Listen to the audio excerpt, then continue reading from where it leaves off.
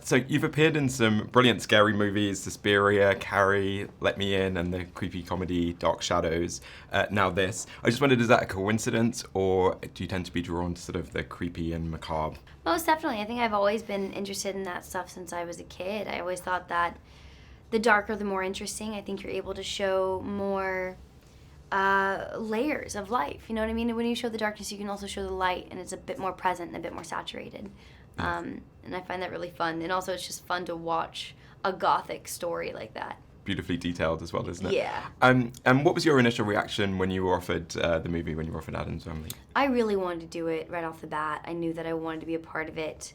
You know, I grew up with the movie, of course, that everyone knows very well, but this chance to be able to retell the story of the Addams Family in the actual vision and look of what Charles Addams created for the New Yorker in the 30s, to be able to do that in modern day time with the technology we have with animation and create a story that is really indicative of what we're living in America right now, and how we should just really be okay with everyone's weirdness, and that not everyone is the same, but we're all being our authentic selves. And what helped you kind of channel her voice? Did you mentioned you'd first seen the film. Were you thinking of any other previous incarnations, or how did you kind of find her voice? I definitely wanted to stay away from any previous incarnations. I really wanted to create my own Wednesday. And, you know, the directors, everyone had a really fun time with it and really let me run with it. And we really shaped her into this almost serial killer-esque Hannibal Lecter light vibe, specifically with her not being able to say certain modern words very well. So she would say cell phone like shell phone, and words that we say on a very common everyday basis were novel and new to her, and she really loves, I think, the way that vocabulary tastes in her mouth, so she really tends to pull them out and draw them out in strange ways. And I love the guillotine bed and the kind of the nooses in her hair as well.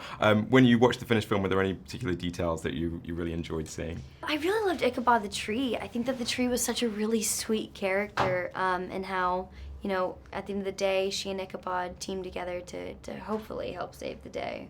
But I thought it was really sweet. I love how even inanimate objects had a life of their own, and they were respected as people themselves. You know, the house was respected as its own being, and I thought that was really sweet. And the film comes out in the UK just in time for Halloween on 25th of October.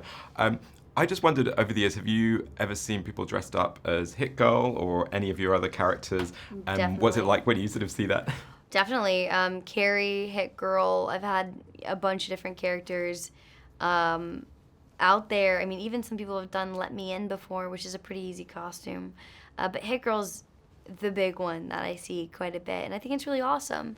I always see a lot of dads dressing up their little girls like Hit Girl, and they get to be Big Daddy, which I think is really sweet, and I'm always honored. Ladies and gentlemen, you're watching Hey You Guys! Hey You Guys, huh? Hey You Guys. Is that from the Goonies? It is indeed, yes. Nice. Hey